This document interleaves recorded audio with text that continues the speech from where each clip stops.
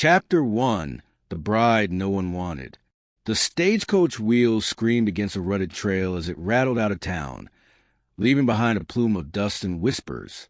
Eleanor sat stiff-backed inside, her gloved hands clenched in her lap, though her heart felt anything but steady. The wooden bench beneath her creaked with each jolt, and every mile carried her farther from the life she had known, and the shame branded on her name. Through the open slat of the coach window, she caught the last glimpse of the town saloon. Doors swinging, men laughing too loud, and women leaning in lamplight with painted smiles. Somewhere inside, someone was already gossiping about the barren wife cast out to the mountains. Eleanor turned her face away, swallowing the sting. "You'll find him soon enough," the driver muttered from the box, flicking his reins. His voice was gravel, his tone indifferent. McGraw don't come down often, but when he does, folks step aside. "Is he cruel?" Eleanor asked before she could stop herself. Her voice trembled like the frayed hem of her dress. The driver chuckled, low and uncertain. "Ain't for me to say. He's big as a grizzly, lives alone in the pines. Some say he took to the mountains 'cause he couldn't stand the stink of people anymore. He spat into the dust. Cruel? Maybe. Quiet? Always." The words sat heavy between them. Eleanor stared at her reflection in the glass, eyes too tired for her 24 years, lips pressed tight. Her first husband had called her broken, useless. Now, she was being sent like a parcel, a punishment to a man she had never met. As the sun began its slow fall over the prairie, the sky bled crimson and gold. Coyotes called in the distance, their mournful cries mingling with the rattle of the stagecoach. Eleanor lifted her chin, forcing her breath steady, though her fingers dug crescent moons into her gloves. At last the driver hauled the horses to a stop before a crude wooden sign hammered into the earth. The trail beyond disappeared into darkening pines. A figure emerged from the shadows, broad-shouldered, hat pulled low, boots sinking into the dust with each step. Spurs whispered with deliberate rhythm, and the rifle slung across his back glinted in the fading light. "Caleb McGraw," the driver called, tipping his hat. "Got your bride." Eleanor's heart hammered. The mountain man's gaze lifted, and though his face was half in shadow, she felt the weight of his eyes settle on her, steady, unreadable, as if he saw straight through the shame she carried. For the first time since her exile, Eleanor shivered not from fear of rejection, but from the unsettling thought that her punishment had only just begun. Chapter 2. The Cabin in the Pines. The trail narrowed to a single track, winding into the pines. Eleanor followed Caleb on foot, her small trunk balanced awkwardly in her arms, while his long stride and silent presence seemed to consume the path ahead. The forest swallowed the last rays of sun.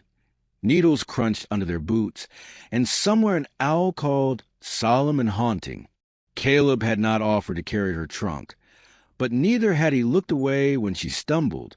He merely paused, waited, then moved on. His silence was heavier than any words could have been. At last the trees broke, revealing a clearing bathed in moonlight. A cabin stood there, rough-hewn logs, smoke curling from the chimney, the smell of wood fire hanging in the night air. A corral leaned against the slope, a single horse shifting its weight with a soft snort. It wasn't much, but it was steady, alive, and far removed from the crowded rooms Eleanor had once known. Caleb opened the door and stood aside, his broad frame nearly filling the threshold. "Go on in," he said, his voice deep, rumbling like distant thunder. Eleanor stepped inside. The cabin smelled of pine pitch and tobacco, its floor worn smooth by boots. A table sat in the corner, scarred by years of use, and shelves lined with jars of dried beans, herbs, and coffee filled the space. A single rifle rested on the mantel above the fire. The warmth from the hearth wrapped around her, yet her hands trembled as she unpinned her bonnet. "I expected less," she admitted softly. Caleb arched a brow. "Less? Punishment usually isn't so well built, she murmured, then regretted it, heat rising to her cheeks. He set his hat on the table, his gaze steady but unreadable. I didn't ask for punishment. They send me what they don't want. Tools.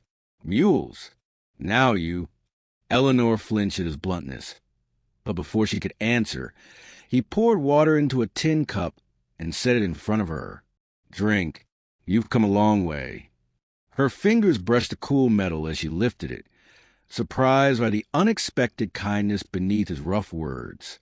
Silence stretched between them, broken only by the hiss of the fire and the distant cry of coyotes. Eleanor stole a glance at him. His hands were scarred, veins raised from years of labor, yet the way he stacked by the hearth was precise, almost gentle. I don't know why they sent you to me, he said finally, his voice quieter now. But you'll find I ain't the monster they make me out to be. Eleanor held his gaze, her heart thundering. For the first time since she'd been cast out, she wondered if exile might not be the end of her life, but the beginning of something neither of them yet understood. Chapter 3. Secrets in the Dust. Morning in the mountains came crisp and sharp, the air tinged with resin, and the scent of damp earth. Eleanor rose before the rooster crowed, the thin quilt pulled tight around her shoulders. She found Caleb already outside, shirt sleeves rolled, chopping wood with steady, unhurried swings. Each strike echoed like a heartbeat through the still pines. She stepped onto the porch, rubbing her arms against the chill. Is there something I can do? He paused, wiping his brow with the back of his wrist, his eyes flicking to her. Ain't a prison. If you want to work, I'll show you. So she did. She hauled water from the creek, her skirts clinging damp to her ankles. She fed the mare in the corral, her hands trembling at first, then steadying as the horse's warm breath brushed her palms. Caleb said little, but his presence loomed, silent, watchful, never unkind. By late afternoon, her muscles ached, and the dust of the trail clung to her dress. Yet for the first time in years, her body felt useful, not as a vessel to be judged, but as hands that could carry, mend, and build. That evening, they sat across from each other at the scarred table. The firelight painted his face in copper and shadow, catching on the line of his jaw and the scar that cut across his temple. He poured coffee, slid the cup toward her. You work hard, he said simply. I was never allowed to, she replied, voice low. Her fingers traced the rim of the tin mug. My worth was measured in children I could not give. For a long moment, Caleb was still, the fire snapping between them. Then he leaned back, his chair creaking. They sent you to me thinking it a punishment, but I never asked for a fertile bride. Didn't want one. Eleanor's breath caught. She lifted her eyes, searching his face for mockery, but found none, only that steady, quiet weight of truth. Why? She whispered. He shrugged, gaze drifting to the fire. I seen what children cost women out here. Seen too many graves dug shallow before their time.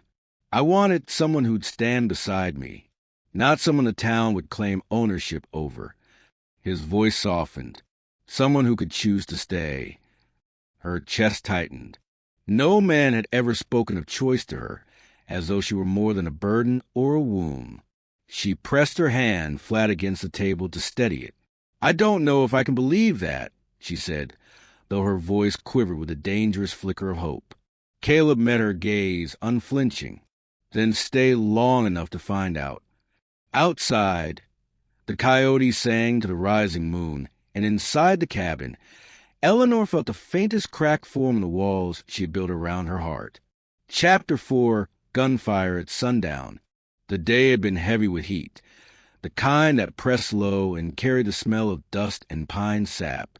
By the time the sun began its slow bleed across the horizon, Eleanor felt a strange tension in the air, like a string pulled too tight.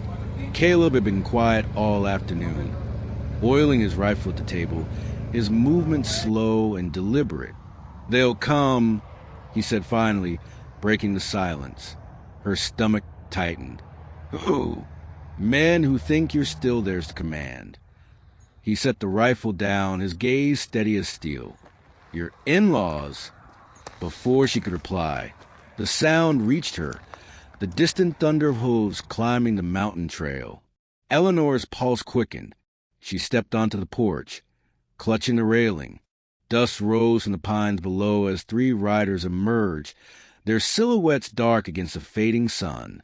Spurs clinked, reins jerked, and the sharp glint of a pistol caught the last light. "McGraw!" One of them barked as they drew closer. "We've come for the woman. She don't belong to you." Caleb stepped out beside her, tall and unshaken, his shadow spilling long across the clearing. "She don't belong to you either," he said, voice calm but carrying like thunder. The men laughed, harsh and ugly. "She's marked barren. The law says she goes back to face what's hers." Eleanor's throat burned. She could feel the weight of their stares, the same judgment she had borne for years. Her knees trembled, but Caleb's hand brushed lightly against her back, a steadying touch, wordless but sure. "Law don't live up here," he said, squaring his shoulders. His rifle gleamed in his hand, though he hadn't raised it yet. The standoff stretched, the air thick with heat and tension, a hawk circle high above. The riders shifted uneasily, one spitting into the dust, another tightening his grip on his pistol. Eleanor's breath came fast. She could feel the choice pressing down on her. Stay silent as she always had, or speak. She stepped forward. "I will not go back." Her voice trembled, but it cut through the clearing like a bell. The men's eyes snapped to her, surprised, almost disbelieving. She lifted her chin, her hands fisted at her sides. "You will not decide my worth anymore. Not you, not the town, not anyone." For a moment, silence reigned, broken only by the coyotes' cry rising from a valley. The men muttered curses, but none advanced. Caleb had not lifted his rifle, yet his presence, steady and movable, spoke louder than gunfire. One by one, the riders turned their horses, spitting dust as they retreated down the trail. Eleanor's chest heaved, tears stinging her eyes. Caleb lowered his rifle, his gaze lingering on her. "You spoke truer than any bullet could," he said quietly. And as the last echo of hoofbeats faded into the dusk, Eleanor felt, for the first time in her life, free. Chapter 5, A New Kind of Home. The night after the riders left, the cabin felt different, lighter somehow, as if a weight had been lifted from its very walls. Eleanor sat by the fire, her hands wrapped around a mug of coffee gone lukewarm, watching the flames dance in the hearth. Her heart was still racing from the confrontation, but beneath the fear was something new. Strength. Caleb sat across from her, sharpening his knife with long, steady strokes. The rhythmic rasp of steel against stone filled the quiet, and for the first time, the silence between them didn't feel heavy. It felt safe. "You were brave," he said finally, his voice low but sure. "You stood taller than men twice your size." Eleanor looked down, her lips trembling with a smile she hadn't meant to show. "I was terrified." "Bravery ain't the absence of fear," Caleb replied, meeting her eyes. "It's what you do with it." His words warmed her more than the fire. She thought of the years she had spent silenced, diminished, treated as though her body's failures defined her worth. Now, here in the shadow of the pines, she had spoken, and no one, not even gunmen at sundown, had silenced her. Days turned into weeks. Eleanor learned to knead bread with flour Caleb traded for in town, to mend torn saddles, to plant beans in the dark, rich soil beside the cabin. She laughed for the first time in years when the mare nuzzled her bonnet clean off, and her hands grew strong from hauling water. One afternoon, Caleb brought her to a patch of land overlooking the valley, where the mountains rolled away into golden prairie. The sun dipped low, casting the whole world in copper light. He set down a sack of seed in the dust. "This'll be yours," he said. "Plant whatever you like." Ain't about what you can't grow. It's about what you choose to. Her throat tightened, tears burning hot behind her eyes. No man had ever spoken a choice as though it were hers to hold. Slowly, she bent, scooping a handful of seed into her palm, the grains warm and alive against her skin. She scattered them across the soil, watching the wind catch them and carry them into the earth. When she straightened, Caleb's hand brushed hers, rough and calloused, but gentle. "They sent you here to break you," he murmured. "But together we'll build something that lasts." The sun slipped lower, painting his face in firelight. Eleanor's breath caught as he leaned closer, his lips brushing hers with the same patience and certainty he showed in everything he did. The coyotes sang in the distance as dusk fell, and Eleanor knew this wasn't exile. It was freedom, a home, and, against every cruel expectation, the beginning of a love that would outlast the dust and against smoke. Chapter 6. The Vows of the Wilderness. Spring crept over the mountains slowly, melting the snow into rushing streams and painting the valley in soft greens. Eleanor walked barefoot through the damp grass behind the cabin, her skirts lifted, laughter escaping her lips when a foal, born just days ago, bounded awkwardly in circles around her. For the first time in her life, she wasn't haunted by whispers of failure. Here, she was simply alive. Caleb leaned against the corral fence, arms crossed, watching her with the faintest curve at the corner of his mouth. He had never been a man of many words, but the way his gaze followed her spoke louder than any promise. When she noticed him watching, her cheeks warmed. "What?" she asked, brushing a strand of hair from her face. "You look," he paused, searching for a word that didn't come easy, "like you belong here." Her heart tugged in her chest. Belonging. How many years had she hungered for that single thing? Slowly, she crossed a clearing and stood before him, her hand lifting to rest against his chest. His heartbeat thudded steady beneath her palm, strong as the mountains around them. "Caleb," she whispered, voice trembling, "do you ever wonder what people will say? That we aren't bound by law or church or town." The sun was sinking low, spilling molten gold across the plains. Shadows stretched long over the sagebrush, and the wind carried the faint strains of fiddle drifting from the town saloon far below. Eleanor stood on a ridge outside the cabin, her skirts brushing against her boots, watching the horizon blaze as if the sky itself had been set aflame. Behind her, the steady sound of hooves drew near. Caleb rode up slow, his hat tipped against the dying light, his silhouette framed by the fire's sunset. He dismounted with the quiet ease of a man who belonged to the land, dust clinging to his boots, spurs whispering with each step. He came to stand beside her, saying nothing at first. Together, they gazed out at the vast valley, where their small patch of earth waited, beans sprouting, a foal kicking the corral, smoke curling from the chimney of the home they had made with their own hands. Eleanor slipped her hand into his, fingers trembling until his grip closed warm and certain around hers. "They set me here to die in shame," she whispered, her voice breaking like the wind through dry grass. "But with you, I found my life." Caleb turned to her, his eyes steady as the mountains. "And with you, I found my reason to live." The coyotes began their hymn as the last light bled from the sky. Hand in hand, they stood unafraid, their love forged in dust and fire, a bond stronger than the wilderness itself.